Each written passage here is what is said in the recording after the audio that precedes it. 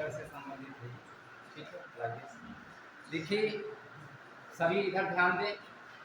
देखिए वैसे भी क्लास आपकी सीमित है क्योंकि परीक्षा आपकी 14 तारीख को है और अब जो भी आगे लेक्चर्स होंगे उसमें सिर्फ करंट इकोनॉमिक्स से संबंधित होगा। कारण ये है कि हमने आज एक आपका पेपर देखा जो गुरुजी ने भेजा था, जरा उसमें आप देखिएगा जो आपको टेस्ट पेपर भेजा गया था, हमने भी देखा है और जो पढ़ाया गया है, जो पढ़ाया जा रहा है उसकी महत्ता के बारे में। इसलिए मैंने ये बताया कि जो पेपर भेजा गया वो स्वयं देख रहे हो, आप खुद देख रहे हैं, तो इसलिए आप परिश्रम काफ़ी करें। जब आप परिश्रम करेंगे तभी सार्थक होगा। तो आज के जो क्लास का शेड्यूल है उसमें अर्थव्यवस्था के तीनों क्षेत्रों से संबंधित। आपने अर्थव्यवस्था के तीनों क्षेत्र पढ़े, प्राथमिक, द्वितीयक, तृतीयक, कृषि, उद्योग, पशुपालन, मत्स्य पालन, विनिर्माणी, सेवा क्षेत्र, लेकिन इससे रिलेटेड आंकड़े भी हैं। प्रश्न पूछा भी जाता है कि मान लिया पूछ दिया गया कि चावल में कौन सा अग्रणी राज्य है, क्रमशः व्यवस्थित कीजिए, है ना। तो इस तरह से कठिनाई आती है क्योंकि कृषि से, अगर कृषि टॉपिक जो आपका है, क्योंकि 150 प्रश्नों में कृषि से भी पूछा जाता है, तो कृषि अर्थशास्त्र भी उसके अंतर्गत आता है। तो कई मायनों में बहुत महत्वपूर्ण है, आप यहाँ पर समझते रहेंगे। समय की कमी के कारण हम आपके ग्रुप पर भी खूब भेज देते हैं। वो इसलिए भेज देते हैं कि जो कारगर है आप उसको पढ़िए, नोट्स बना लीजिए और आगे बढ़ते जाइए। तो इसलिए आज अर्थव्यवस्था के तीनों क्षेत्रों के बारे में और साथ में ही जो आपके 30 मिनट हम उसमें भी लेंगे करंट इकोनॉमिक्स, जो आपका वर्तमान उत्तर प्रदेश और देश से संबंधित है। और कल के लेक्चर में जो आपके वैश्विक आर्थिक घटनाक्रम है इसको भी हम समाहित करेंगे। कारण है कि 14 को पेपर है, कोशिश पूरी रहेगी और ग्रुप पर आपके निरंतर हम भेजते रहेंगे, क्लास हो या ना हो, ठीक। और आप उसको पढ़ते रहेंगे। जरा बंद कर दीजिए इसको। तो देखिए प्राथमिक क्षेत्र के अंतर्गत आप जानते हैं कि कृषि एवं संबद्ध वस्तुओं का क्षेत्र आता है।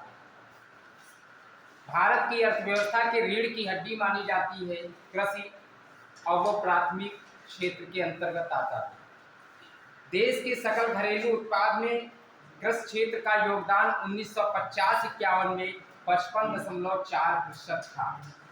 जब हमारा देश आज़ाद हुआ था तब हमारे देश के जीडीपी में योगदान 55.4 था और 2020-21 में 22.1% रह गया। और जो अर्थव्यवस्था के क्षेत्र हैं आपको हमने इसके बारे में शुरुआत के लेक्चर जो है उसमें हमने बताया था, तो आज सिर्फ आंकड़ागत बात होगी। तो इसमें सबसे पहले कृषि उत्पादन के विविध आयाम। कृषि उत्पादन की विविध आयाम।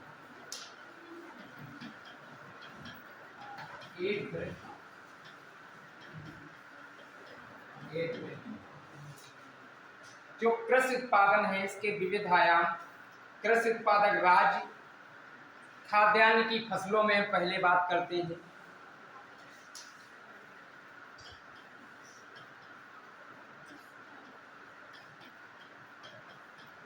और यहाँ पर जो भी आपको बताया जा रहा है सभी गंभीर छात्र जरूर ध्यान दें। जैसे चावल की हम बात करते, चावल पहली मुख्य फसल है चावल। भारत की मुख्य खाद्य फसल भी चावल ही है ना। और चावल की मैं बात करता हूँ तो चावल उत्पादक राज्य में पहले शीर्ष 3 की मैं सिर्फ बात करूँगा। तो पहला पश्चिम बंगाल, उत्तर प्रदेश और पंजाब। चावल पश्चिम बंगाल, उत्तर प्रदेश और पंजाब चावल में शीर्ष 3 राज्य हैं। और इसका जन्म स्थान भारत व इंडो चाइना है। इसके लिए चिकनी व जलोढ़ मिट्टी की आवश्यकता होती है चावल के लिए। और पश्चिम बंगाल का मुख्य भोजन भी मछली और चावल है। ठीक है, तो चावल की दृष्टि से पश्चिम बंगाल, उत्तर प्रदेश और पंजाब ये शीर्ष 3 राज्य हैं। और ये उत्पादन की बात कर रहा हूँ, उत्पादक राज्य, प्रोड्यूसर्स स्टेट। इसके बाद में गेहूं। गेहूं का जन्मस्थान मध्य एशिया। गेहूं का जन्मस्थान कौन सा है?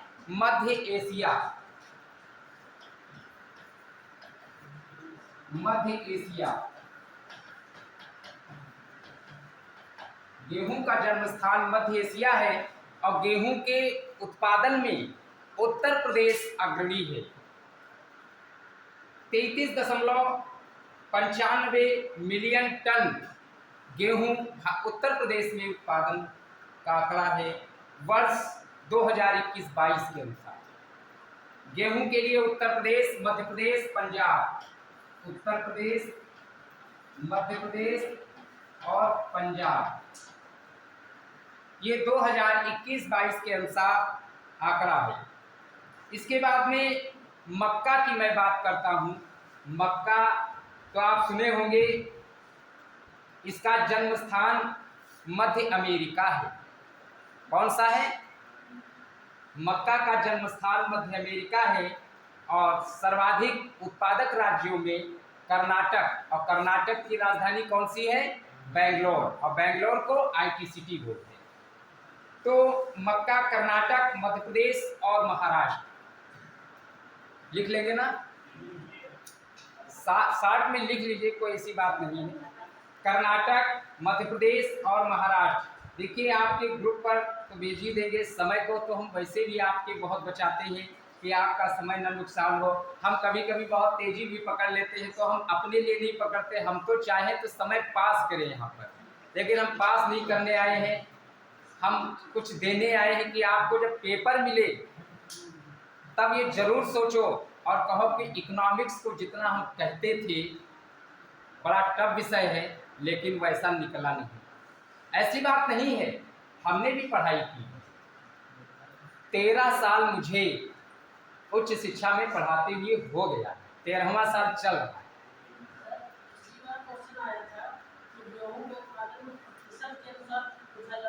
हाँ, तो पूछा जाता है वो। देखिए, उत्पादक और प्रतिशतता, हम दोनों बातों पर चर्चा करेंगे। अभी उत्पादक की बात कर रहा हूँ, काफ़ी लंबा मैटर है और दोनों बातें बताएं, क्षेत्रफल और उत्पादन दोनों। और राष्ट्र में, देश में भी मैं चलूँगा कि देश में कौन आगे है गेहूँ में, उत्पादन में। तो लंबा खाका है, अब हमने सोचा है वो पूरा कर लें उतना, क्योंकि तीनों क्षेत्र कोई हल्के तो है नहीं, लेकिन संक्षिप्त रूप में हम चलेंगे जितनी हमें आवश्यकता है। ठीक है, हम बताएंगे। इसके बाद में ज्वार की मैं बात करता हूँ। ज्वार आप लोग जानते होंगे। ज्वार का मूल स्थान भारत है। ज्वार का मूल स्थान कौन सा है? भारत। इसका जन्म स्थान कौन सा है? भारत। और ज्वार में उत्पादक राज्यों में अग्रणी प्रांत महाराष्ट्र, कर्नाटक और राजस्थान। महाराष्ट्र, कर्नाटक और राजस्थान। महाराष्ट्र, कर्नाटक और राजस्थान। देखिए ये क्रम से लिखे हैं। जैसे पहला स्थान अगर महाराष्ट्र का है तो दूसरा कर्नाटक का है। तो ये शीर्ष 3 राज्य हैं आपके, इसमें आप शंका ना हो। इसके बाद में चना। चना जो है दक्षिण पूर्व यूरोप, इसका जन्मस्थान है चने का। और चना तो एक मल्टीपर्पज अनाज है। सारे अनाजों में चना तो ऐसी एक चीज है, अब मैं क्या बताऊँ, ये कहानी है। बहुत पहले हम जब पढ़ते थे भी बताया गया था कि कोई एक ऐसा अनाज तुम ले लो जिससे तुम महीने भर उससे काम चला लो, और तो उन्होंने चना बताया। अब चना सोचिए, चना को पिसवा ले आप, उसका हलवा बहुत अच्छा बनता है बेसन का। ठीक है, इसके बाद में चना से तो लड्डू भी बनते हैं, चना की सब्जी भी बनती है। आप नमकीन और मीठा हर प्रकार से प्रयोग कर सकते हैं। चना तो इतनी महत्वपूर्ण और शुभ फसल है कि जिसका कोई जवाब नहीं, यानी लाजवाब फसल है ना। पूजा पाठ, धार्मिक संस्कारों में, और यहाँ तक बृहस्पति को जाते तो 5 दिन जेब में रख लेते हैं और कहते हैं खा लो, चना बहुत शुभ होता है। ठीक है, तो चना की दृष्टि से महाराष्ट्र उत्पादक राज्य अग्रणी, महाराष्ट्र, मध्य प्रदेश और राजस्थान। चना में जो है महाराष्ट्र, मध्य प्रदेश और राजस्थान है। क्या चीज इसका? चना का दक्षिणी पूर्वी यूरोप। देखिए, अगर कोई व्यक्ति छात्र अगर लिख नहीं पा रहा है तो मेरा मकसद है समझना यहाँ पर कि एक बार जब आपको बताया जाए तो कुछ दिमाग में लगेगा, फिर आप घर पर पढ़ेंगे तो कुछ दोबारा आप पढ़ेंगे, तो इसलिए आप उसमें बिल्कुल शंका ना करें। जो कुछ भी है सीधा ग्रुप पर, कोई चोरी है नहीं, शिक्षा में कोई चोरी नहीं। इसके बाद में एक करंट का प्रश्न यहाँ पर है, जीआई टैग प्राप्त उत्पाद जो होता है, तो करंट में है कि हिमालय की कांगड़ा चाय को यूरोपीय आयोग का जीआई टैग प्रदान किया जाए। कांगड़ा चाय, अभी मैं आगे चलूंगा उसमें। कांगड़ा चाय, अब देखिए ये बात आती कि कांगड़ा चाय किस स्टेट की है, तो कहाँ की है? हिमाचल प्रदेश की है। अब भारत में इसे 2005 में, भारत में 2005 में जीआई टैग प्रदान किया गया, या 5 लिखा है। ठीक, भारत में कांगड़ा चाय को 2005 में जीआई टैग प्रदान किया गया था, और कांगड़ा चाय हिमाचल प्रदेश के कांगड़ा जिले में उत्पादित चाय है। हिमाचल प्रदेश का कांगड़ा जिला है, वहां पर कांगड़ा चाय उत्पादित की जाती है। दार्जिलिंग पश्चिम बंगाल में, और बाकी असम का नाम तो जानते ही। इसके बाद में कांगड़ा चाय को यूरोपीय आयोग का जीआई टैग प्रदान किया गया है। जैसे हींग, हींग, हींग किस जिले का? एक जिला, एक उत्पाद के अंतर्गत, अभी मैं उस पर भी बात करूंगा। हाथरस, हाथरस, हींग, हाथरस जीआई टैग प्रदान किया गया है। जैसे प्रतापगढ़ का आंवला, आंवला नगरी कौन सा है? प्रतापगढ़। प्रतापगढ़ में आंवला को जीआई टैग प्रदान किया गया। आप जब प्रतापगढ़ से निकलेंगे तो स्वामी बाबा रामदेव जी के ट्रक वहां खड़े रहते हैं आंवला के। आंवला के लिए मशहूर है प्रतापगढ़। अमरूद प्रयागराज, इलाहाबाद। महाराष्ट्र का अलीबाग का प्याज पहले ही आ जाता है, अभी तुम्हारे यहाँ खुदा भी नहीं वहां से आ रहा बाजार में, तो अलीबाग का प्याज जीआई टैग प्रदान किया गया है। इस पर भी मैं भी आगे बात करूंगा। बीच में अगर मैं हट जाऊंगा तो ये टॉपिक अधूरे रह जाएंगे। फिर बात आती है तूर की। तूर माने अरहर, तूर माने, अब वहां पर आ जाए तो तूर तो बताया ही नहीं गया। तूर मतलब होता है अरहर। तो अरहर में उत्पादक राज्य और अरहर का जन्म स्थान भारत है। अरहर का जन्म स्थान भारत है, और शीर्ष राज्यों में महाराष्ट्र, कर्नाटक और उत्तर प्रदेश। महाराष्ट्र, कर्नाटक और उत्तर प्रदेश में तूर उत्पादन में महाराष्ट्र, कर्नाटक और उत्तर प्रदेश है, और इसका जन्म स्थान भारत है, और इसके लिए बलुई मिट्टी की आवश्यकता होती है।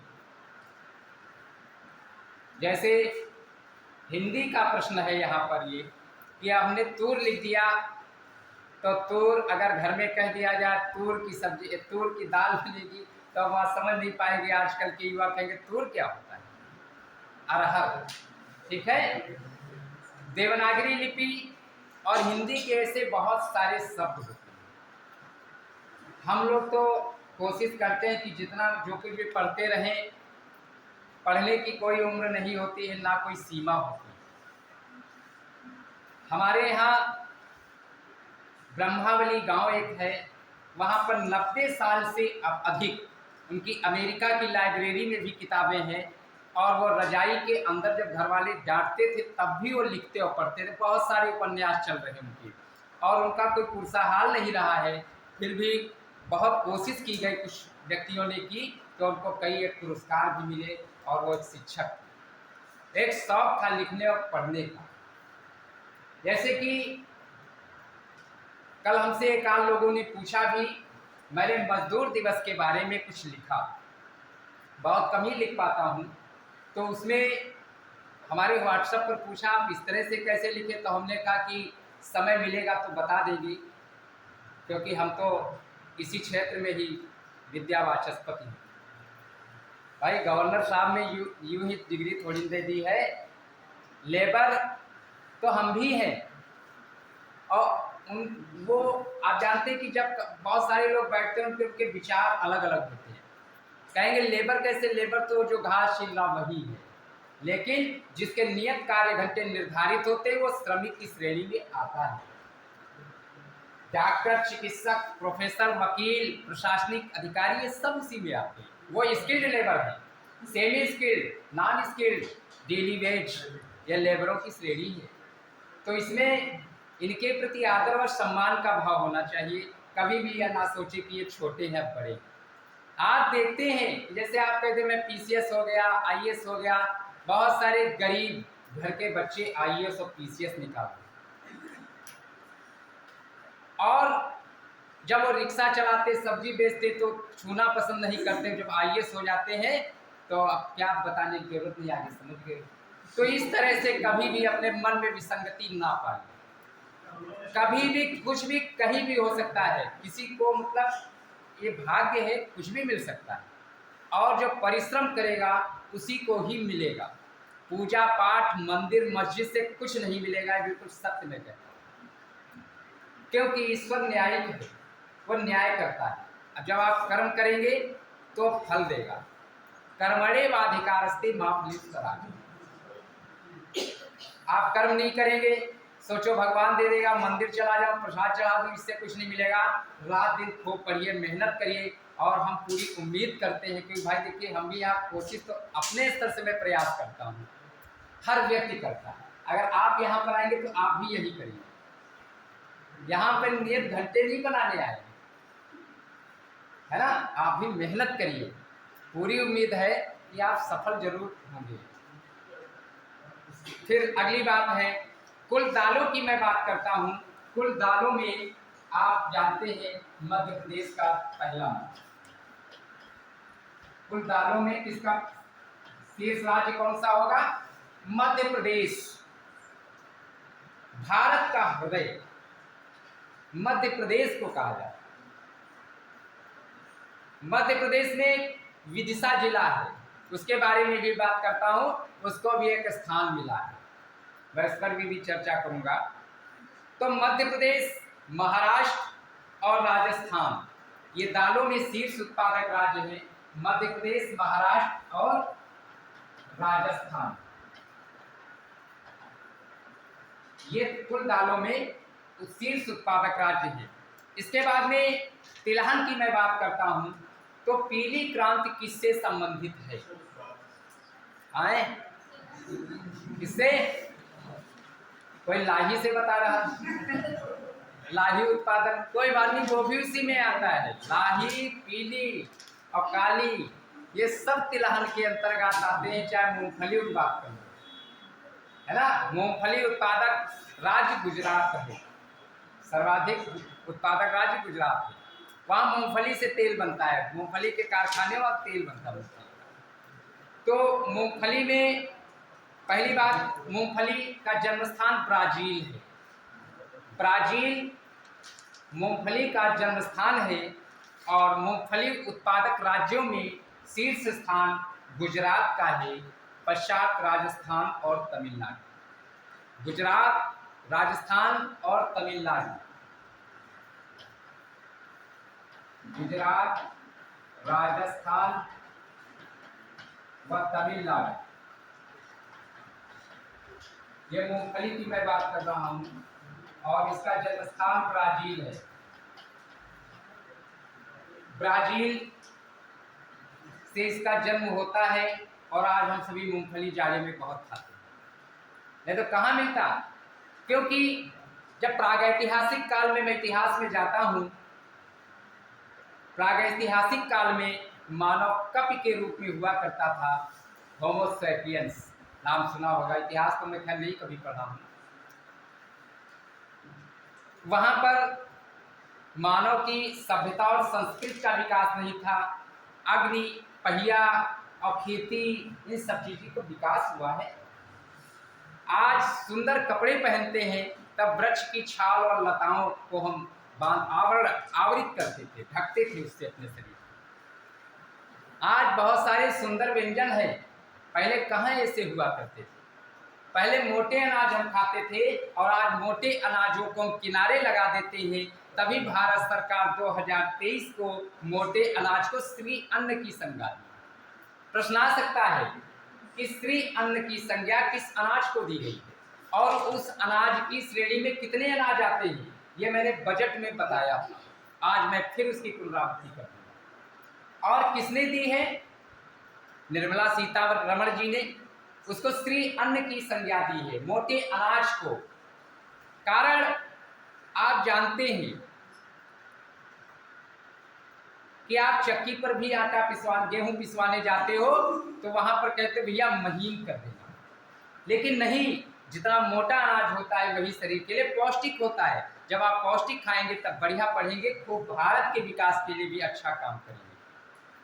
तो इसलिए भारत सरकार ने मोटे अनाज का वर्ष घोषित किया है। वो सिर्फ क्यों? स्वास्थ्य की दृष्टि से।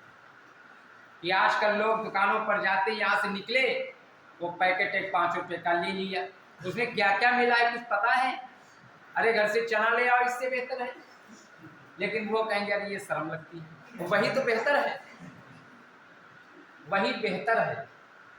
देखिए, एक जो शिक्षक होता है, आप यहाँ बैठे विद्यार्थी के रूप में, तो हम आपको बहुमुखी विकास के लिए आप पढ़ रहे हैं, तो इसका मतलब नहीं कि हम इकोनॉमिक्स पढ़ाएं जाएं, मेरे बच्चे चाहे जैसे रहें, ऐसा नहीं है।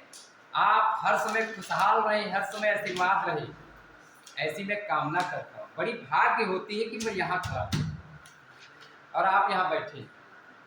मैं गलत कह रहा हूँ?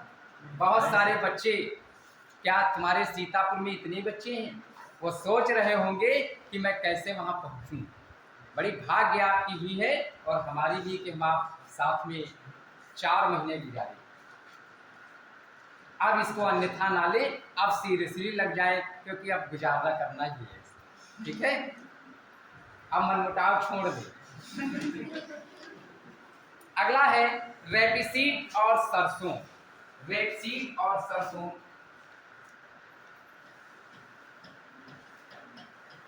रेपसीड व सरसों, इसके बारे में तो आप जानते होंगे कि राजस्थान शीर्ष उत्पादक राज्य।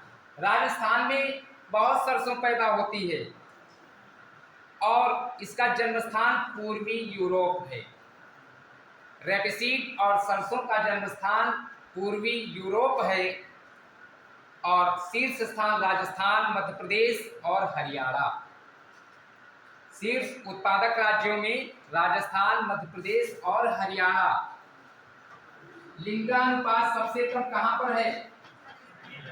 और बेटी बचाओ बेटी पढ़ाओ कार्यक्रम कहां से शुरुआत की थी मोदी जी ने? कहां से? अच्छा, हमने कहा कानपुर से। रेपसीड व सरसों, इसका पहला स्थान लिख लो, राजस्थान, मध्य प्रदेश।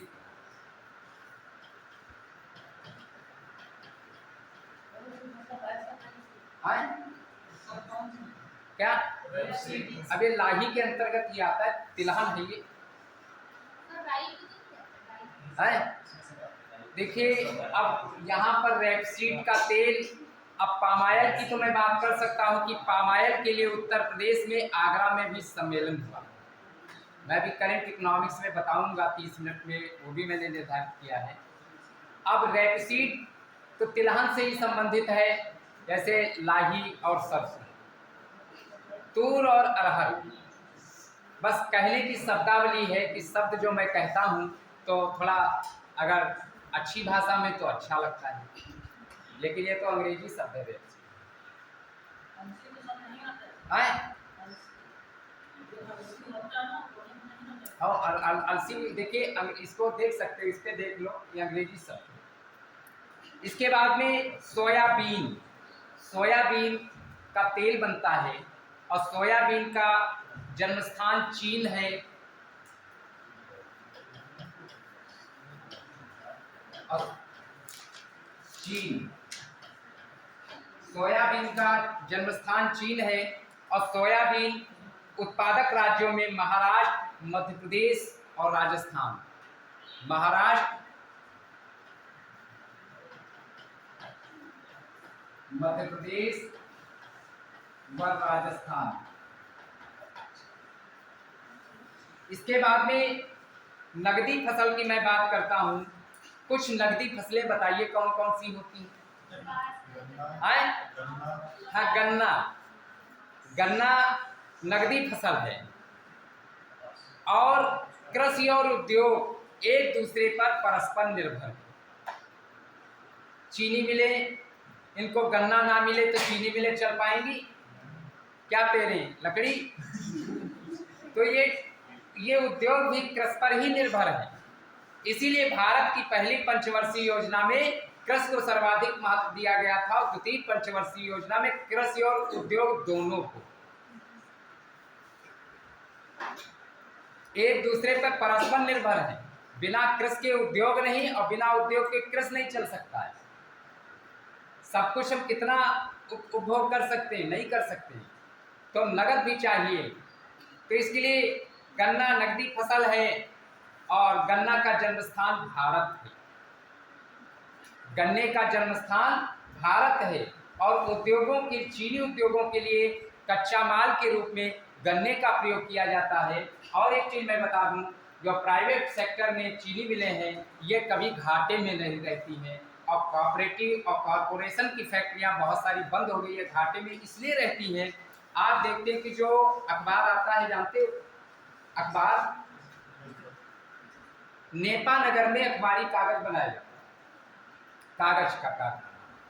और कागज का संत तसाई लून था और कागज को अंग्रेजी में पेपर कहते हैं।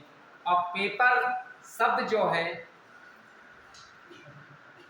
साइप्रस पपायरस, ये जो पेपर आप जिस कागज पर आप लिख रहे हो, ये जो कागज लिख रहे हो, बहुत महत्वपूर्ण बात है, बीच में आ गई तो मैंने सोचा बता ही दे कि जिस कागज पर आप लिख रहे हो,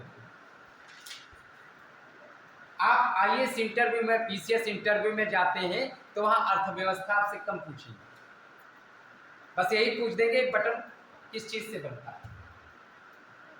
आपका प्रेजेंस ऑफ माइंड देखेंगे कि आपसे कुछ ऐसे उतावले प्रश्न पूछ दिए, देखें गुस्सा कितनी है इनके,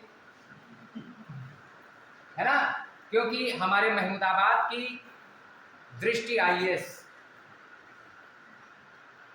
हमारे एक मित्र हैं, इसमें आयकर आयुक्त हैं असीम वैभव, महाराष्ट्र में। उनका मैंने एक वीडियो देखा, तो हम ग्रुप पर तो नहीं ये सब चीज़ें भेजते, वो तो हम लोग के मित्र हैं तो अपना कुछ भी भेज सकते हैं। वो महमूदाबाद के ही हैं असीम वैभव, तो उनकी धर्मपत्नी है। इंटरव्यू पैनल में तो जैसे हम लोग कभी कभी बैठते हैं, जाते हैं, मिलते हैं, तो ये सारी बातें पता चलती हैं। तो ये नहीं कि इंटरव्यू में गए तो बन ठन के तुम चाहे जैसे, वो इतना मायने नहीं रखता जितना आपका पर्सनालिटी। और जो पर्सनालिटी होती है वो कपड़ों से नहीं होती है, पर्सनालिटी भी पर्सोना से मिलकर बना। पर्सोना एक लैटिन शब्द है और इसका मतलब होता है मुखौटा।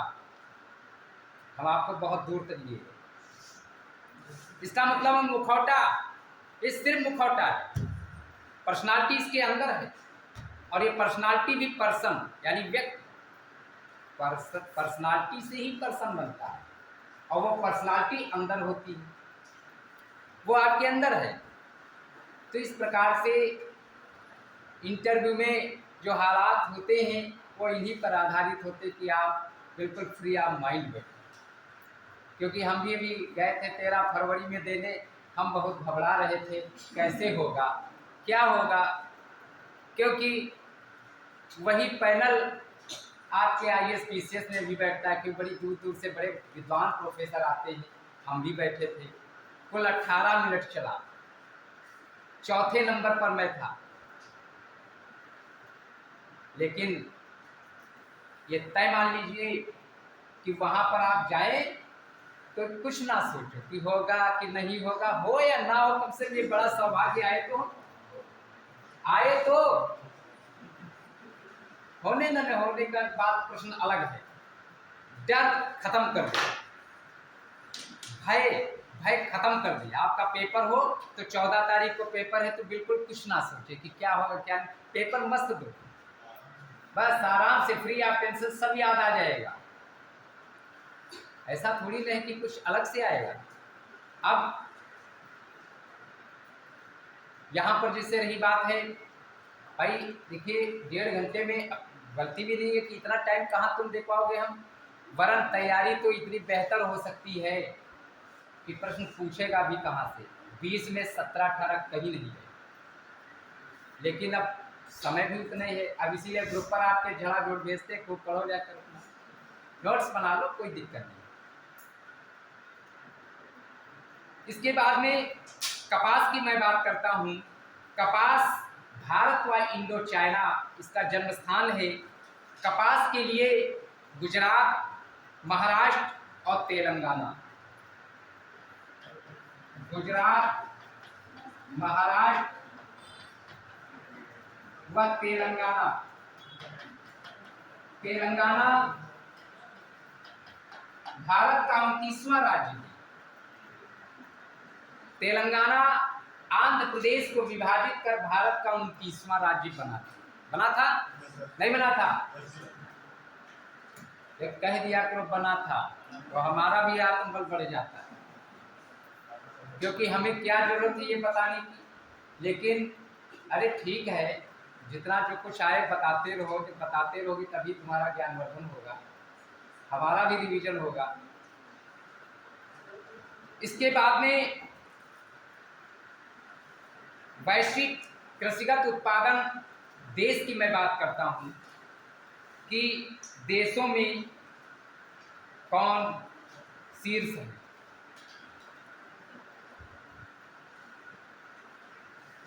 अब चावल, सर्वाधिक चावल उत्पादक शीर्ष देश कौन सा है? पहला चीन का स्थान। चीन, भारत और बांग्लादेश, चीन, भारत और बांग्लादेश, चीन, भारत व बांग्लादेश।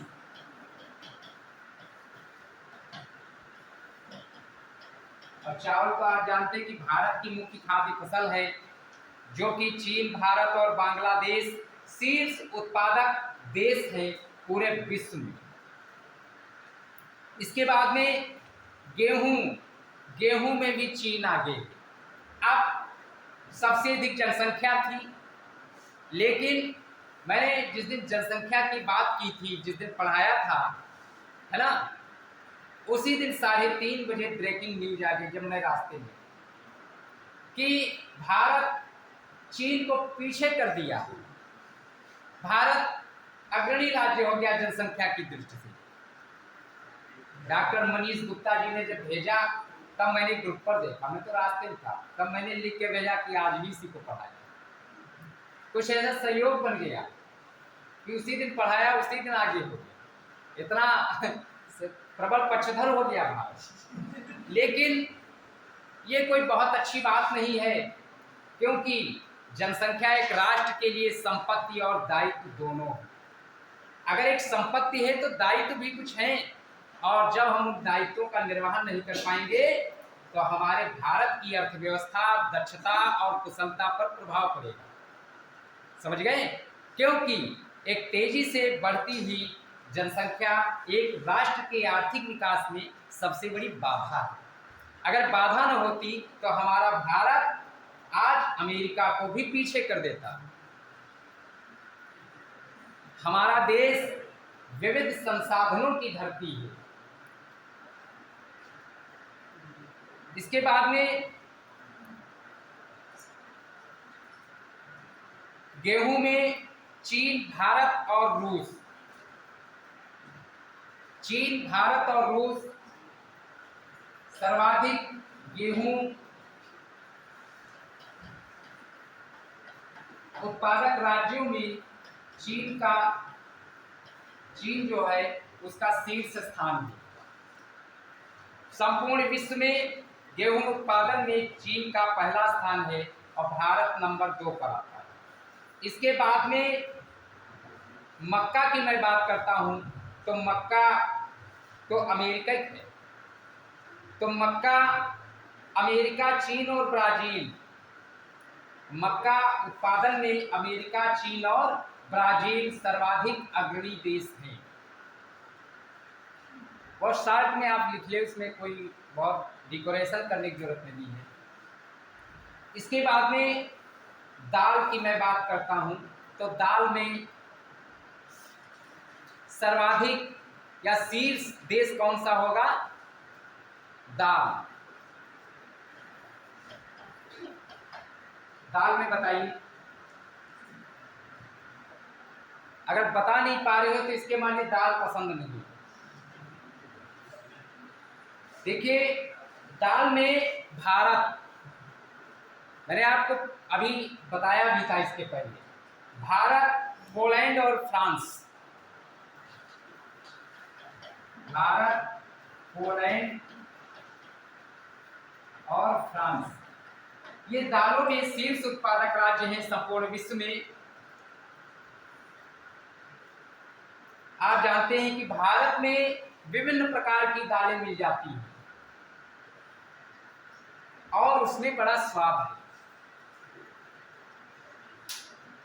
और उसमें पौष्टिकता की तो बात ही ना करें कि जब भी मान लिया, अब दालें तो बहुत हैं, वो तो तुम जानते ही होगे दालों का कितना प्रयोग है भारत में। पूजा पाठ से लेकर के उदर पूर्ति तक दाल का प्रयोग होता है। इसके बाद में तिलहनी उत्पादन में, तिलहनी फसल, पीली क्रांति तिलहन उत्पादन में वृद्धि के लिए है, तो उसमें तिलहन के उत्पादन में सोयाबीन का सर्वाधिक उत्पादक देश कौन सा है? सोयाबीन, ब्राजील, अमेरिका और अर्जेंटीना, ब्राजील, अमेरिका और अर्जेंटीना। सोयाबीन उत्पादक शीर्ष देशों में ब्राजील पहला स्थान रखता है। इसके बाद में मूंगफली, मूंगफली में शीर्ष उत्पादक देश चीन का पहला स्थान। देखिए, हमारे देश में क्या रहा? हमारे देश में कुशल प्रबंधन, आरामदायक प्रवृत्ति, ये ले डूबा। और चीन में क्या रहा है? अब बैठे हैं वहां पर, वो पूरा शासन चल रहा है कि घर से नहीं निकला कोरोना में तो कोरोना में नहीं निकलना है, और सब कुछ वो कर सकते हैं और उनके देश की खबर बाहर नहीं जा सकती, हमारे देश की खबर दुनिया में, क्योंकि आजादी है, स्वतंत्रता है। अब वहां पर हर दृष्टि में चीन आगे रहा है और चीन का कोई परम मित्र राष्ट्र भी नहीं पक्का है और सब मौके परस्त। और भारत एक मजबूत देश की श्रेणी में आता है। अभी मैं वासेनार व्यवस्था को भी मैं बताऊंगा कि भारत वासेनार व्यवस्था का अध्यक्ष इस समय है। ये करंट इकोनॉमिक्स का प्रश्न है, अभी समय है। इसके बाद में नगदी फसल, नगदी फसल के बारे में आप जानते हैं कि पहला स्थान ब्राजील का है, ब्राजील, और भारत, चीन, ब्राजील, भारत, चीन।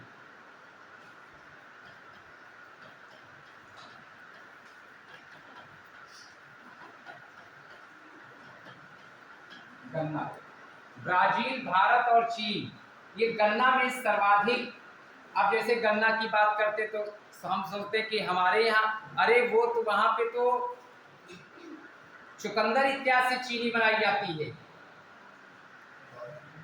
चुकंदर से चीनी। ऐसा नहीं कि हम सबसे आगे हैं, वो भी खूब मेहनत करते विदेशी।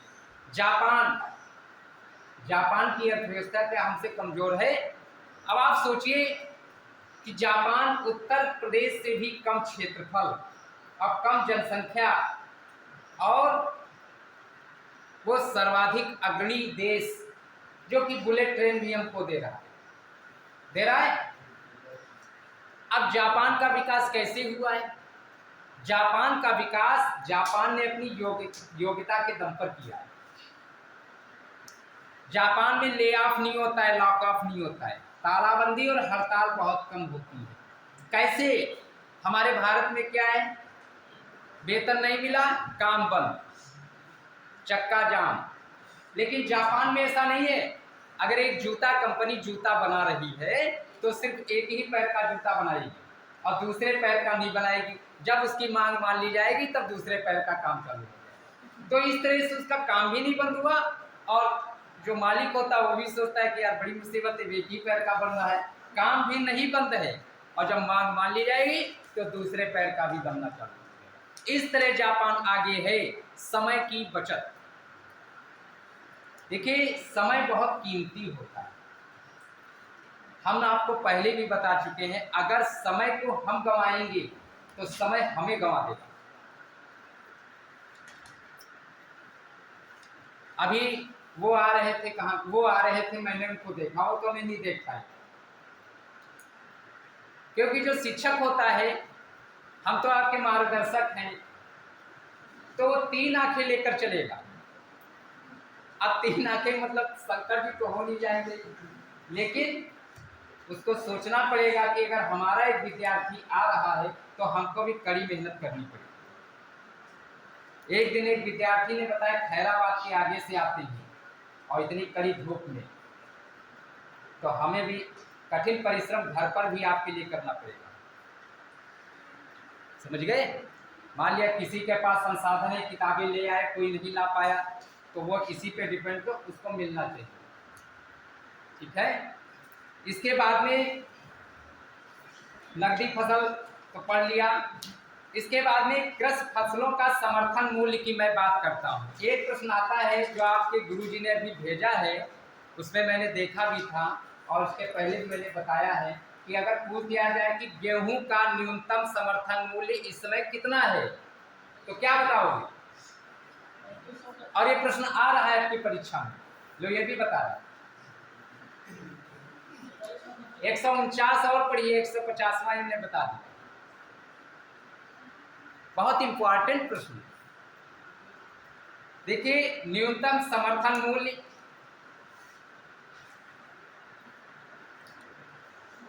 एमएसपी कृषि उत्पादकों के लिए एक प्रकार की बीमा कीमत होती है। आप जानते हैं कि अगर सरकार न्यूनतम समर्थन मूल्य ना घोषित करे, गांव में किसान गेहूं उत्पादन किया और गांव में आए और वो कह दे कि 1500 में खरीदेंगे, ये होता है। सरकार इसीलिए कृषि एवं किसान कल्याण मंत्रालय कृषि एवं लागत मूल्य आयोग सन 1965 में स्थापना की थी। बड़ी दूरदर्शी सोच थी, क्योंकि साहूकार और महाजन की लूट से बचाने के लिए, कि बिचौलिए बीच में आ जाते हैं, उनसे बचने के लिए ये सब किया जाता है। और आजकल का किसान जागरूक है, वो जानता है कि 2125 रुपये न्यूनतम समर्थन मूल्य है, तो इससे कम में क्यों हम देंगे, हम लेवी पर बेचेंगे जाकर के, है ना। तो न्यूनतम समर्थन मूल्य किसी भी फसल के लिए वह न्यूनतम मूल्य है जिसे सरकार किसानों के लिए लाभकारी मानती है और इसके माध्यम से किसानों का समर्थन करती है, क्योंकि किसानों पर बहुत कुछ निर्भर करता है। अब ये 2125 रुपये मूल्य निर्धारित करके सरकार ने किसानों का समर्थन किया, और गेहूं का न्यूनतम समर्थन मूल्य इस समय 2125 रुपये है। प्रश्न पूछा जा सकता है, 2125 प्रति क्विंटल। गेहूं का न्यूनतम समर्थन मूल्य 2125 रुपये प्रति क्विंटल। और न्यूनतम समर्थन मूल्य की संतुति कृषि एवं मूल्य आयोग द्वारा वर्ष में 2 बार रबी एवं खरीफ की फसल की पूर्व की जाती है। रबी व खरीफ, रबी और खरीफ की फसल के पूर्व की जाती है। और एक तीसरी फसल का नाम है जायद। तो जायद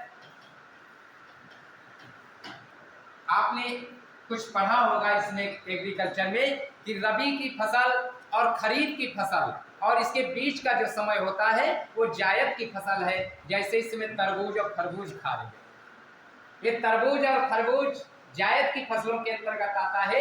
रबी की फसल में गेहूं, चना, जौ, बाजरा आता है और खरीफ की फसल में धान इत्यादि आता है। समझ गए? तो ये फसलों का मैटर है। 3 फसलें, रबी, खरीफ, आए क्या? गन्ना तो एक वार्षिक फसल है, ये तो रबी में बोया जाएगा और खरीफ और जायद को भी पकड़ लेता है, वो आखिरी में कटता है। तो ये वार्षिक फसल के अंतर्गत आता है। ठीक है। अब देखिए, क्योंकि गन्ना पूरे साल तैयार होता है, 1 वर्ष में, तो इसके लिए अब ये फसलों की बात करता हूँ तो रबी 3-4 महीने में रबी तैयार, जैसे रबी कहते तो 3-4 महीने में तैयार कर गई। गन्ना भी इतना ही बड़ा हो पाया। ठीक। तरबूज, खरबूज जुलाई तक समाप्त, जायद भी खत्म और गन्ना इतना बड़ा हो पाया। इसके बाद में धान भी कट जाएगा, तब फैक्ट्रियां चल पाएंगी। तो ये वार्षिक फसल है गन्ना। ठीक है, नकदी फसल है, इसका भी तय होता है। नहीं, जायद वाला कोई बहुत महत्वपूर्ण नहीं है। रबी और खरीफ वर्ष में 2 बार। खेत बहुत सारे खाली रहते हैं, सरकारों को भी पता है। तो तरबूज और खरबूज कोई बोए या ना बोए, उसका कोई एमएसपी नहीं निर्धारित होता है। वो अभी पानी गिर जाए, पत्थर गिर जाए, सब खेत खराब हो जाए, कोई बीमा नहीं हुआ। हाँ, वो आवश्यक फसल है। गेहूं, चावल, चना, जौ, अगर वो मजबूत होना चाहिए। अगर तरबूज नहीं होगा तब भी जीवित रहेंगे। बात समझ रहे हो? इसलिए जो आवश्यक है उस पर समय निर्धारण करती है सरकार। रबी फसल के अंतर्गत गेहूं, जौ, चना, सरसों, मसूर, आलू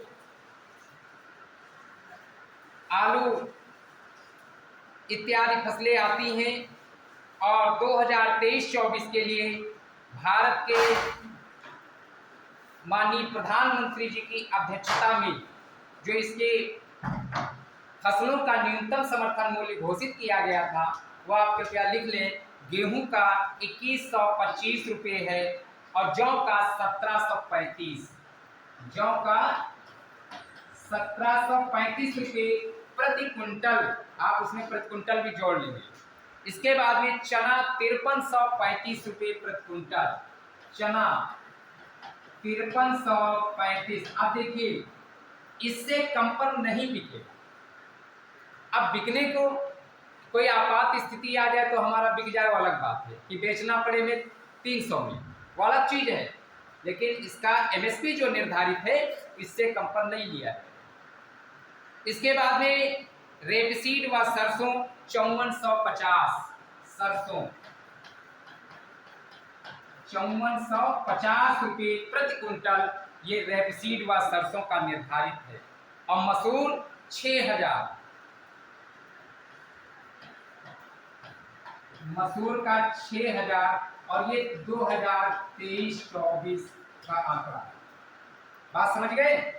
2023-24 के लिए गेहूं 2125 रुपये प्रति क्विंटल, जौ 1735 रुपये प्रति क्विंटल और चना 5335 रुपये प्रति क्विंटल, मसूर 6000 रुपये प्रति क्विंटल और रेपसीड व सरसों 5450 रुपये प्रति क्विंटल एमएसपी निर्धारित की गई है।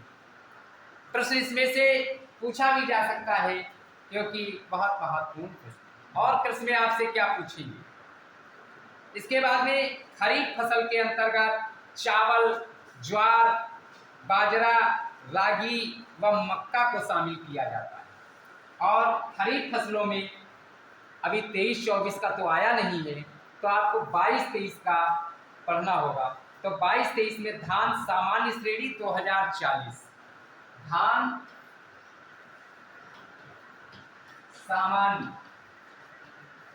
श्रेणी का 2040 और धान किस्म ए का, किस्म ए का 2060, एक क्लास का धान 2060 में। ये खरीफ फसल के में है धान का, क्योंकि अभी नया उसका तो आया नहीं है एमएसपी, तो आपको यही पढ़ना होगा। इसके बाद में ये बात हो गई। और जो रबी की फसल थी, बात आती है कि रबी की फसल जो 2023-24 में एमएसपी निर्धारित की गई है, तो इसमें रबी फसलों के अंतर्गत न्यूनतम समर्थन मूल्य में सबसे ज्यादा वृद्धि मसूर में की गई है, 500 रुपये प्रति क्विंटल बढ़ाया गया। अगर बात आती है कि रबी फसलों के अंतर्गत सर्वाधिक वृद्धि एमएसपी में किस फसल में की गई है, तो मसूर में की गई है, और खरीफ फसलों के अंतर्गत तिल में की गई है। सर्वाधिक वृद्धि तिल उत्पादन में की गई है, 523 रुपया प्रति क्विंटल। और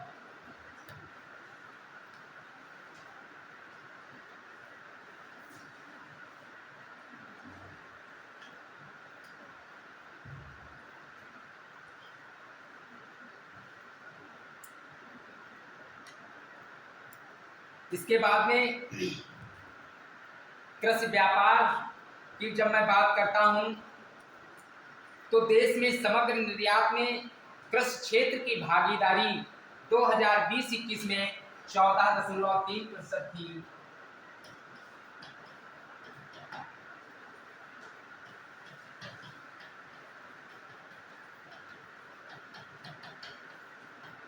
कृषि भागीदारी 2020-21 में 14.3% थी।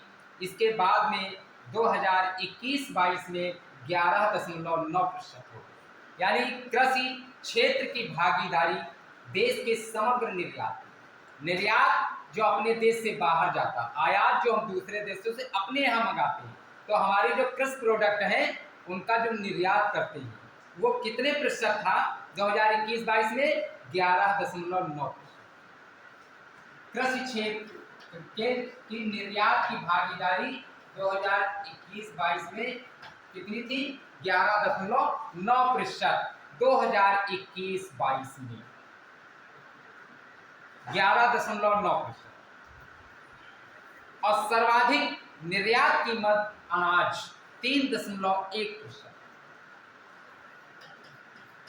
सर्वाधिक निर्यात कीमत अनाज सर्वाधिक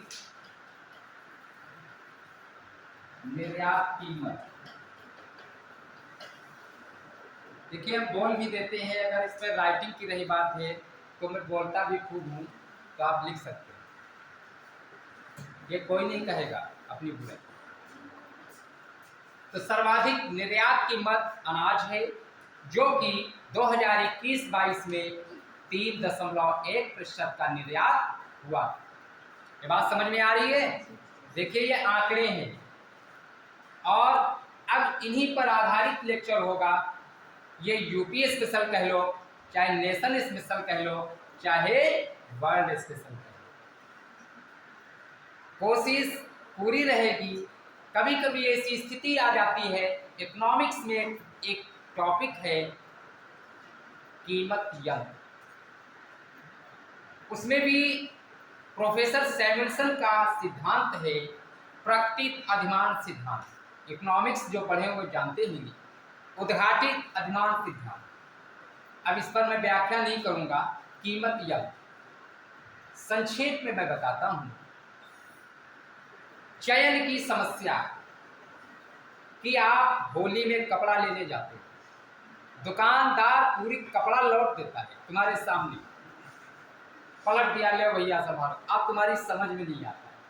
वहाँ चयन की समस्या आ जाती है कि दुकानदार पूछते तुम ही बताओ भैया कौन ले, पड़ोसी से कह रहे भैया कौन है, अरे दिमाग, अब समझ गए। ये चयन की समस्या आती है, तो ये चयन की समस्या के आधारभूत तत्व कौन कौन से हैं वो तो अब आपके क्षेत्र में नहीं है, लेकिन मैंने बता दिया है। तो यहाँ पर चयन की समस्या में आप ना जाएं, आप मजबूत चीज पढ़िए, मस्त पढ़ें और निर्भय पढ़ें। इसके बाद में भारत के शीर्ष 4 कृषि एवं संबद्ध क्षेत्र की निर्यात की मदें, वो कौन सी शीर्ष 4 प्रमुख मदें हैं जो भारत से निर्यात की जाती है, की गई 2021-22 में, जरा हमको ध्यान दें। पहली चीज तो अनाज है, 3.1% निर्यात किया गया। अब कैसे, आप कोविड-19 के काल में देखिए भारत ने कितनी मदद की है कि लोगों के लिए खाने का अनाज नहीं था, विदेशों में खूब भेजा है। तो 3.1% अनाज।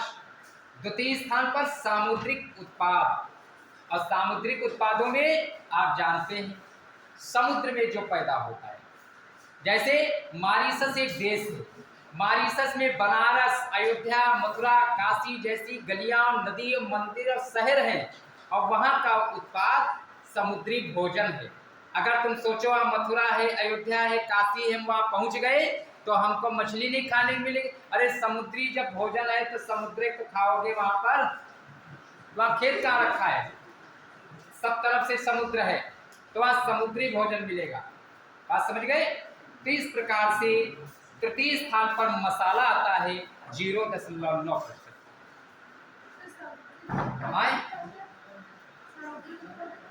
सामुद्रिक उत्पाद जो है 1.8%।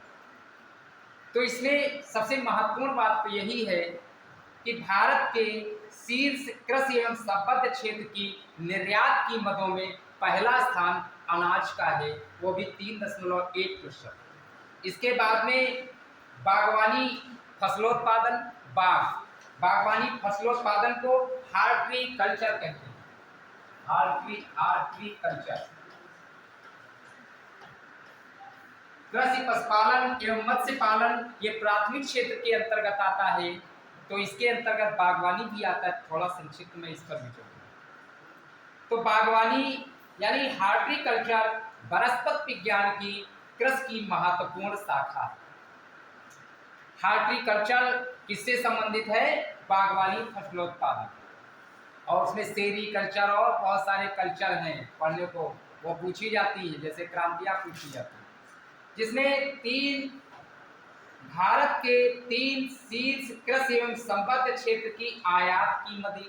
अब आपने निर्यात की मदों में अनाज है, आपने भेज दिया, अब मंगाते भी तो हो कुछ, तो निर्यात की मदों में पहला स्थान खाद्य तेल है 3.1%। खाद्य तेल, खाने वाले तेल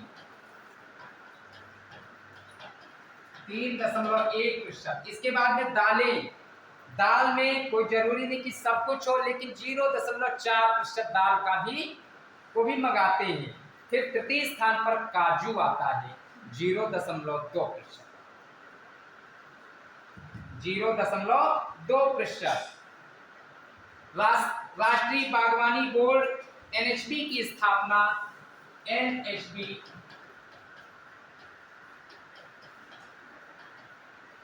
राष्ट्रीय बागवानी बोर्ड की स्थापना 1984 में की गई थी, और इसका मुख्यालय गुड़गांव हरियाणा में। 1984 गुड़गांव हरियाणा, ये गुड़गांव कहाँ है, हरियाणा में। और NHB मतलब राष्ट्रीय बागवानी बोर्ड, नेशनल हॉर्टिकल्चर बोर्ड, इसका मुख्यालय कहां पर है, गुड़गांव हरियाणा में, और इसकी स्थापना 1984 में की गई। इसके बाद में फसलोत्पादन की मैं बात करता हूं, फसलों के उत्पादन की। देखिए 2019 में विश्व में सर्वाधिक फल उत्पादक देश चीन था।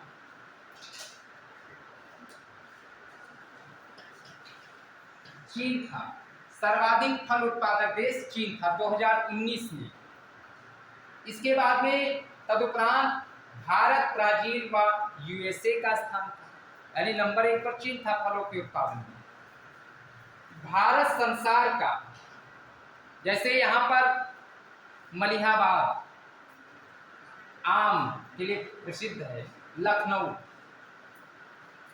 तो देखिए भारत संसार का 43.80% आम का उत्पादन करता है। विश्व में केला उत्पादन में प्रथम स्थान रखता है। केला के उत्पादन में विश्व में भारत का पहला स्थान है। तो इनको मैं सीक्वेंस में आपको बता देता हूँ, ठीक?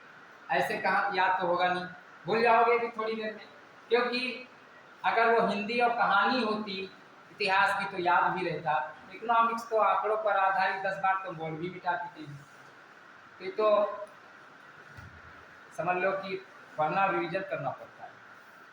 तो देखिए मैं फलों के शीर्ष 3 उत्पादक राज्यों के बारे में बात करूंगा। शीर्ष उत्पादक राज्य, अब यहाँ पर आम की बात करते हैं, तो आम में शीर्ष 3 उत्पादक राज्य। तो पहला स्थान किसका है आम उत्पादन में? उत्तर प्रदेश, आंध्र प्रदेश और कर्नाटक। उत्तर प्रदेश, आंध्र प्रदेश और कर्नाटक आम के उत्पादन में इसका पहला स्थान है। अब केला के उत्पादन में भारत का विश्व में पहला स्थान है। अब भारत में किस प्रांत का पहला स्थान है?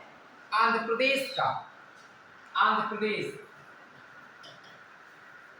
प्रदेश केला उत्पादन में आंध्र प्रदेश का पहला स्थान है, यानी विश्व में पहला स्थान भारत का है। अब भारत में पहला स्थान किसका है केला उत्पादन में? आंध्र प्रदेश का है। आंध्र प्रदेश की राजधानी हैदराबाद। और अमरूद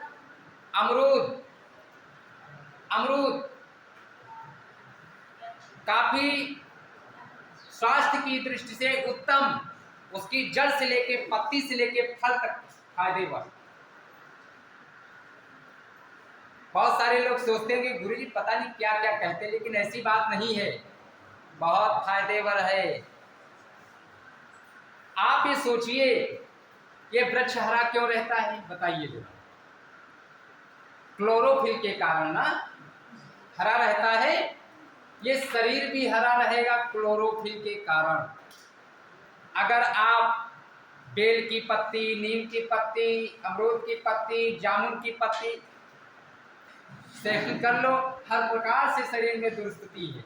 ये सत्य में बता रहा हूं। ये आपको लग रहा होगा क्योंकि आप उस परिधि में गए नहीं, इसलिए आप मुस्कुरा सकते हैं, लेकिन ऐसी बात नहीं है। कुछ पाने के लिए कुछ पढ़ना पड़ेगा। हम भी ये पढ़ते हैं, हमारा विषय नहीं है। खांसी, अमरूद की पत्ती भून कर अमरूद खाओ चाहे कच्चा खाओ, उसके बीच गटक जाओ, चबाओ मत, पेट के लिए। हर एक चीज का महत्व है। तभी कहते हैं जरा बड़े बुजुर्गों से सलाह ले लो। और जब बड़े बुजुर्गों को दरकिनार कर दिए हो तो समाज किधर जा रहा है बताने की जरूरत नहीं है। समझ गए? हमारी बात खरी रहती है, मैं बिल्कुल साफ कह देता हूं, क्योंकि हम विद्यार्थियों को डरते नहीं हैं। विद्यार्थी हमसे डरे। हम तुम्हें डरते थोड़ी ना, हम तुम्हें डांटेंगे। आप पढ़ाएंगे तो ठीक, नहीं पढ़ाएंगे तो ठीक। ये थोड़ी ना हम तुमको डर के पढ़ाएंगे। हाँ, अगर समझ में नहीं आएगा तुम्हें तब अपनी ट्रेन बस सब छोड़ देंगे, चाहे मुझे यहाँ रुकना पड़े। मेहनत करते हैं आपके लिए भी, और आप स्वयं मेहनत करते हैं। आपके पिताजी आपसे ज्यादा मेहनत करते हैं, तुम कहाँ जानो कितनी मेहनत करते हैं। चलिए ठीक है। इसके बाद में काजू एक फल है। इसमें महाराष्ट्र, आंध्र प्रदेश और उड़ीसा, महाराष्ट्र, आंध्र प्रदेश और उड़ीसा। और संतरा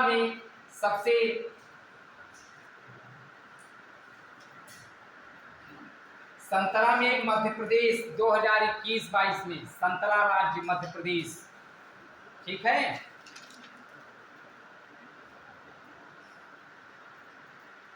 और फलों में पहला स्थान ही मैं बता दूं, है ना, फलों में पहला स्थान जो है आम की दृष्टि से भारत का है। वही वही जहाँ आपने लिखा है वहाँ लाइन खींच करके देश के संदर्भ में लिख लीजिए कि आम में पहला स्थान किसका है? भारत का। केला में भारत का पहला स्थान है। अंगूर में चीन का पहला स्थान है। अंगूर उत्पादन में चीन का पहला स्थान है। अंगूर से वाइन भी बनाई जाती है। अंगूर, अभी मैं, हाँ वो बात आ गई थी चीनी मिल की अंगूर की, जब वाइन की मैं बात किया तो सुनिए उसे प्रेस मड होता है। एक चीनी मिल में जहाँ पर वो राब बनती है उसमें गंधक और चूने का भी प्रयोग होता है चीनी बनाने के लिए। ये बिल्कुल काली काली होती है, फिर उसको साफ करने के लिए चीनी को गंधक और चूने का प्रयोग करते हैं। ठीक है। लिटमस पेपर, नीला लिटमस पेपर, जैसे अब उसे चेक करते हैं कि इसका रंग कलर कैसा होगा। जैसे आप वो मुंह में डाल देंगे तो नीला हो जाएगा, अगर चीनी खाए तो नीला हो जाएगा। वो होता है, चेक किया जाता है कितना गंधक और चूने की मात्रा होनी चाहिए। हाँ, केमिस्ट्री लैब में। अब देखिए हम केमिस्ट्री के नहीं व्यक्ति हैं, लेकिन अब तुम लोगों के लिए पढ़ना पड़ता है कि क्या पता कहाँ केमिस्ट्री में फंस जाए, जल जाए हाथ वाथ हमारे, तो बच के रहना पड़ता है। ऐसी कोई बात नहीं। अभी एमएससी केमिस्ट्री का प्रैक्टिकल दयाशंकर पटेल में था, तो मैं कॉलेज के प्रतिनिधित्व के रूप में मैं ही गया। तो आप देखते हैं, सब पूछता रहता हूँ, क्या है, जानकारी मिल जाती है ना। हाँ, मैं अपने कॉलेज की तरफ से था। वहाँ अखिलेश कुमार पांडे और नीरज अवस्थी हैं, वो हमारे अच्छे मित्र। चलिए ठीक है। इसके बाद में अमरूद में भारत। अब भारत में कौन है? प्रयागराज, मैंने भी बताया, अमरूद प्रयागराज, जीआई टैग मिला उसको। ये जो लोगो है आपका उत्तर प्रदेश का बना है, सरकारी किताबों में बना है। उसमें दो मछलियां, एक व्रत में दो मछलियां हैं, गंगा और यमुना नदी प्रवाहित हो रही है, इस तरह से बना है ना, गंगा यमुना नदी, और धनुष और तीर बना है। इस तरह मेहनत करिए। एक हमारे पास यूनिक गाइड परीक्षा थी, इतनी मोटी, वो कौन पढ़ेगा। अब आजकल बहुत सारी फुटकर किताबें आ रही हैं, उसमें बहुत सारी चीजें दी हैं। बादाम, यूएसए, बादाम उत्पादन की दृष्टि से भारत में विश्व में पहला स्थान यूएसए का है, और पपीता में भारत, सेब में चीन, सेब में एप्पल में चीन का पहला स्थान है, पपीता में भारत का स्थान है, बादाम में यूएसए का स्थान है, अमरूद में भारत। लिख लिया? अच्छा है, तो संतरा ब्राजील और नंबर 2 पर भारत है। संतरा में ब्राजील और नींबू में भारत। इसके बाद में सब्जी उत्पादन की मैं बात करता हूं, ओलेरी culture. ओलेरी culture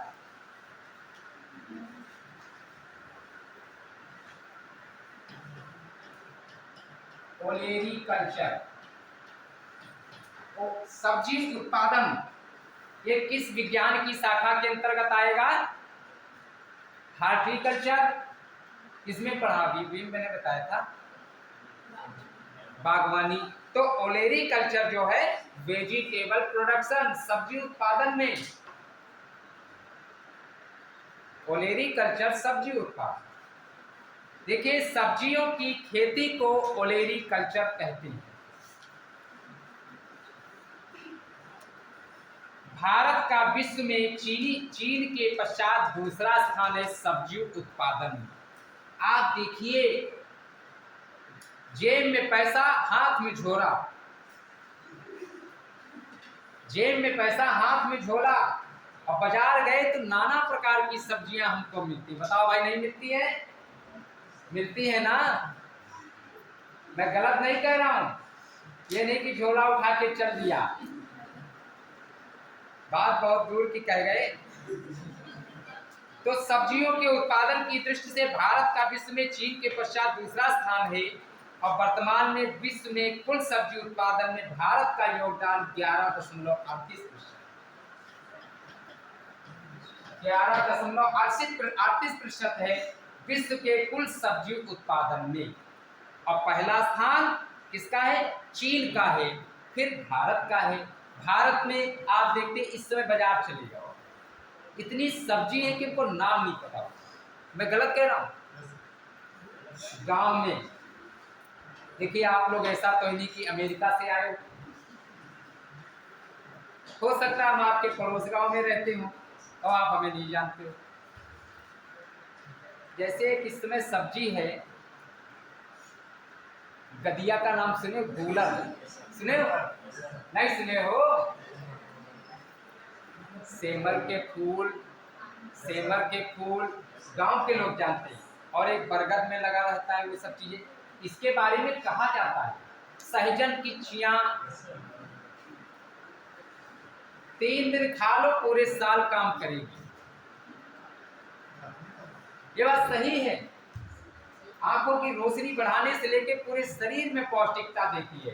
heart, BP, sugar सब गायब। ये बात सही है। अगर नीम 200 गुणों में काम करेगा तो सहजन 300।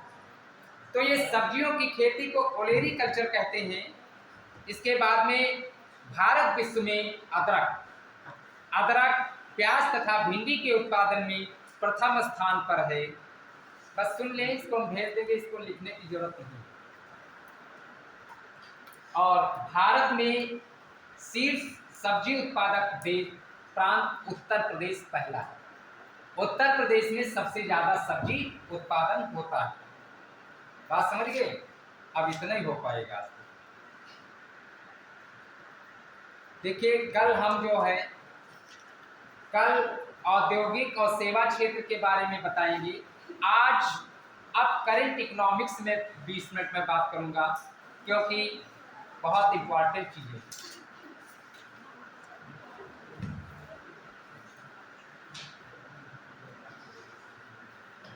UP global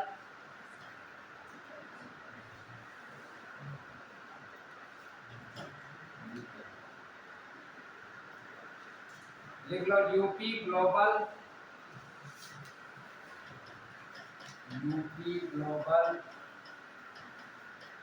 investors summit.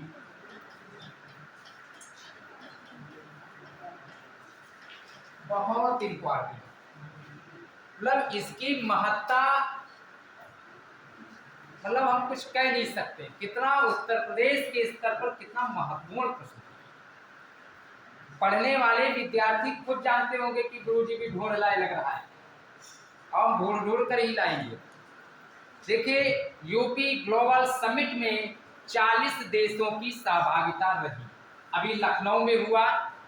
इसका उद्घाटन भारत के यशस्वी प्रधानमंत्री नरेंद्र मोदी जी ने किया था, और समापन भारत की राष्ट्रपति द्रौपदी मुर्मू ने किया था। अब आप खुद समझिए कि इसकी महत्ता आपके उत्तर प्रदेश में हुआ कितनी हो सकती है, जिसका उद्घाटन मोदी जी ने और समापन भारत की प्रथम नागरिक ने किया।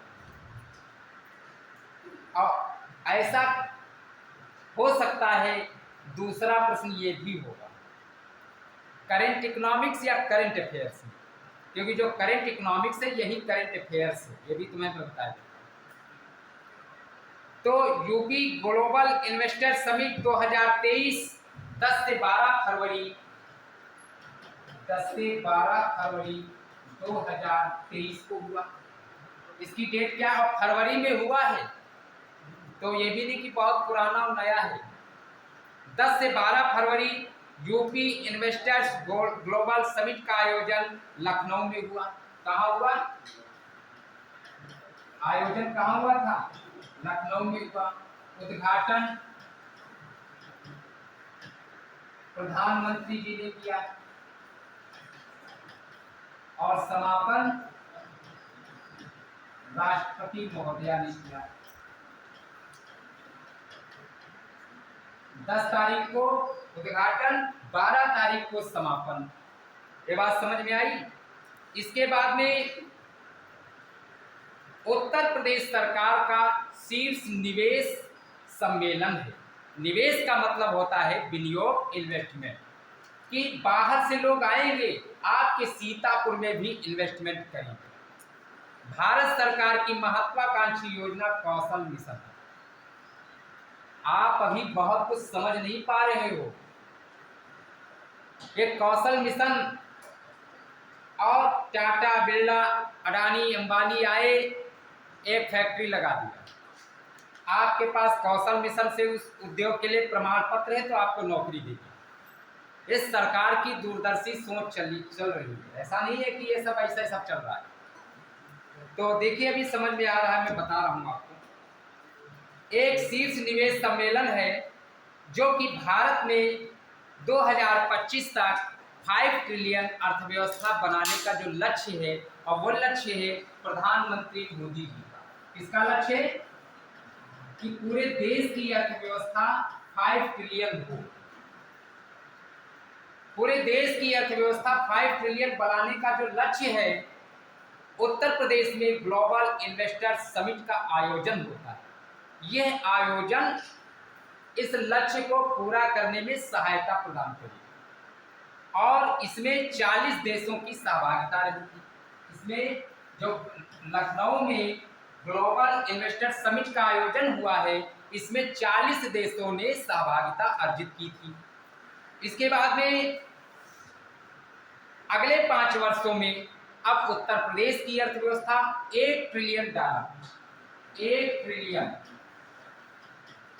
अब उत्तर प्रदेश की अर्थव्यवस्था कितनी होगी?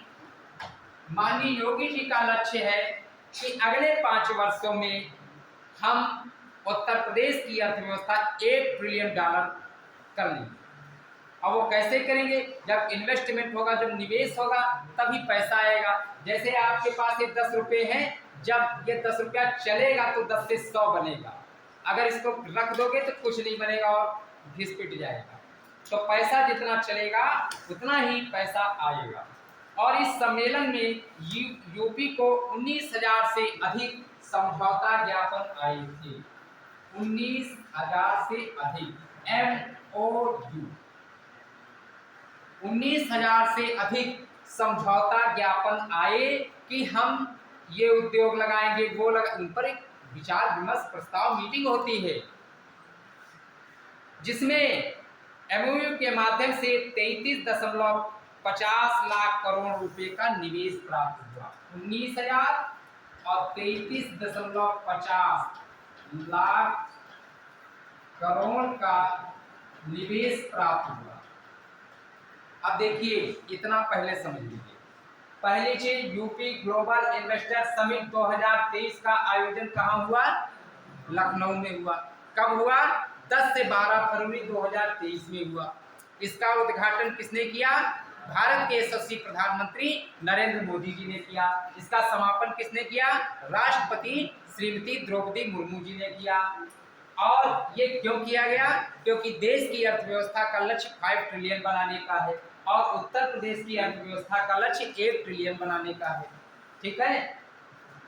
इस ग्लोबल इन्वेस्टर समिट में 40 देशों ने अपनी सहभागिता अर्जित की थी। ठीक।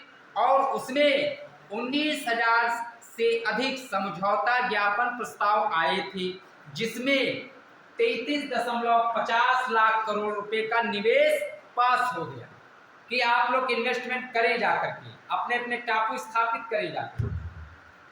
जिसमें निवेश प्रस्तावों के क्षेत्रवार विभाजन में पहला स्थान पश्चिमांचल का है। पश्चिमांचल,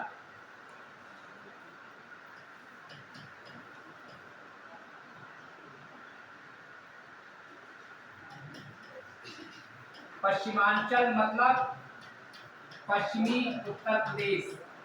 पश्चिमांचल का मतलब होता है पश्चिमी उत्तर प्रदेश।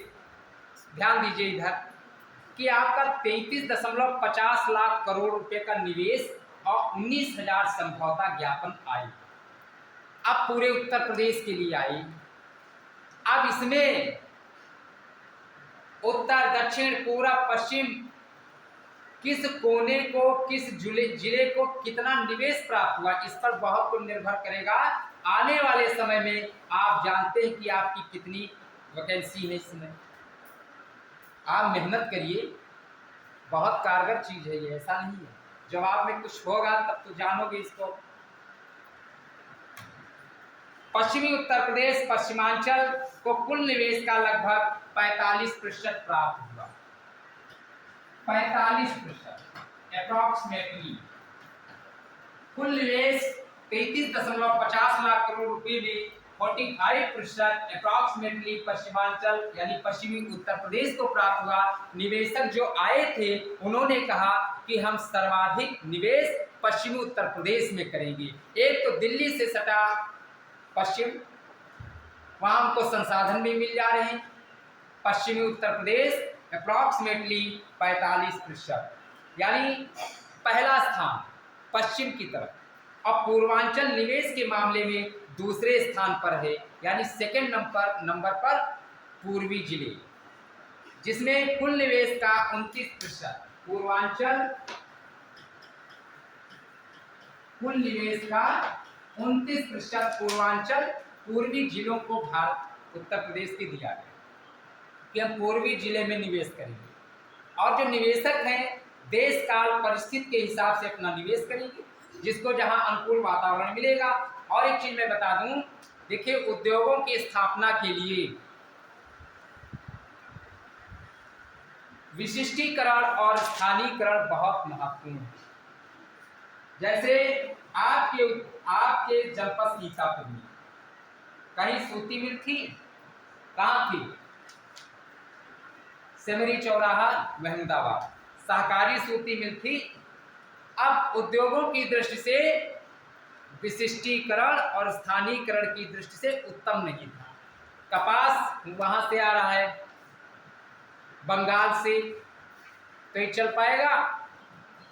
एक ट्रक लाए कितने दिन चलेगा इतनी बड़ी फैक्ट्री कटाई में? यानी स्थान की दृष्टि से उत्तम हो कि वहां पर अनुकूल वातावरण। अब विशिष्टीकरण फसल में हो कि वहां पैदा होता हो कपास, तब तक तुम यहाँ कपास फैक्ट्री लगाओ। यहाँ गन्ना पैदा न हो, गन्ना फैक्ट्री लगाओगे तो बंद तो होना तय है। ये बात रही। वो तो उद्योग में आप पढ़ेंगे तो पहली बात है कि उद्योगों का स्थानीयकरण और विशिष्टीकरण पहली बात, कोई भी चीज लगाने की।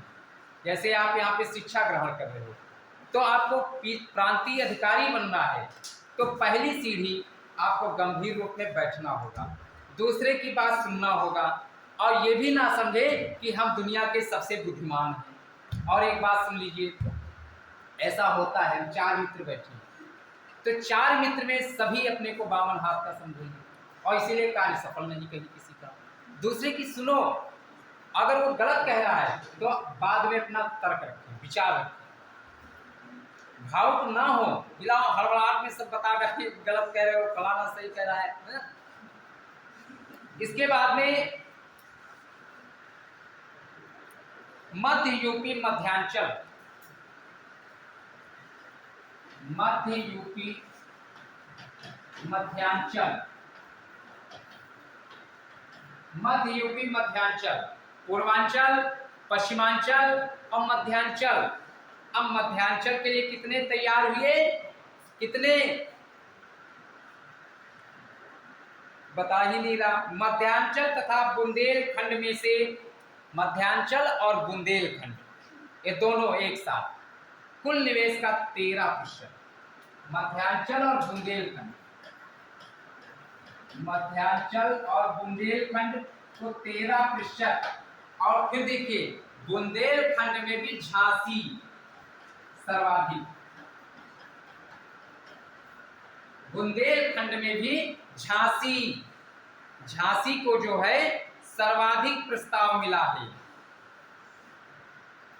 4.70%, 4.70% झांसी को मिला है प्रस्ताव।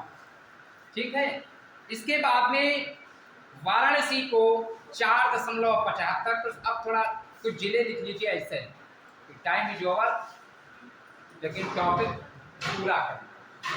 तो वाराणसी को 4.75%, 1.37 लाख करोड़ रुपए। वाराणसी 1.37 लाख करोड़ रुपए। वाराणसी आप जानते हैं उत्तर प्रदेश का नहीं बल्कि पूरे भारत का एक महानतम जिला बन गया है।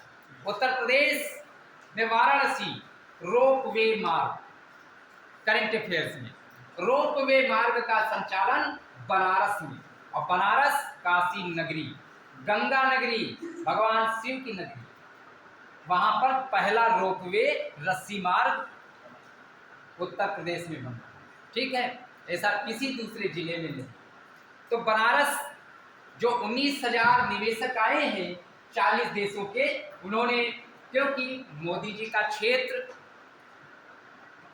तो उसने निवेशकों ने बनारस के लिए भी 1.37 लाख करोड़ रुपए निवेश करने का प्रस्ताव आया। इसके बाद में लखनऊ, जो कि उत्तर प्रदेश की राजधानी लखनऊ है, और जानना भी आवश्यक है कि लखनऊ के लिए कितना निवेशक तैयार हुए। अब हल्के में ना लेना, भले ही लखनऊ में इतनी महंगी जमीन हो, लेकिन एशिया की सबसे बड़ी पेंट कंपनी कौन सी है, जरा बताइए।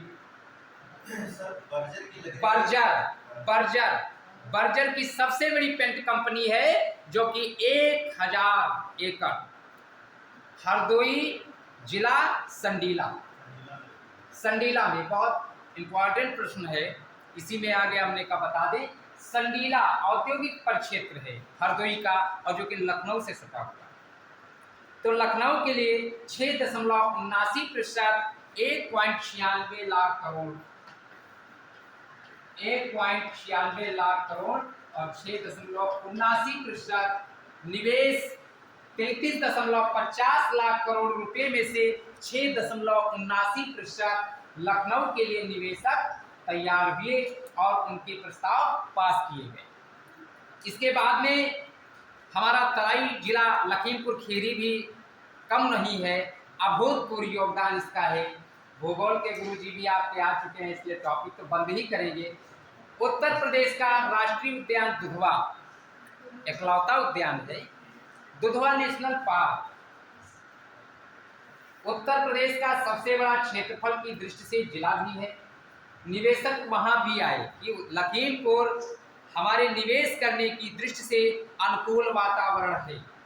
वहां पर निवेशकों ने 1.49%, जो हमारा 33.50 लाख करोड़ रुपए निवेशक धन है, उसका 1.49% लखीमपुर में लगाने की योजना है। ये बनता है जाकर के 43,000 करोड़ रुपए। अब लखीमपुर में कोई उद्योग, कृषि फैक्ट्री या कुछ भी बनाए तो यहाँ की जनता को तो लाभ होगा। और ये ग्लोबल इन्वेस्टर्स क्यों आए, क्यों समिट हुई? रोजगार का सृजन करने के लिए, उत्पादन करने के लिए। बात समझ गए? इसके बाद में शेष कल, और आप मेहनत करते रहेंगे, मैं ग्रुप पर भेज दूँ। एक मिनट, अभी बैठे रहेंगे अभी आप देखिए। और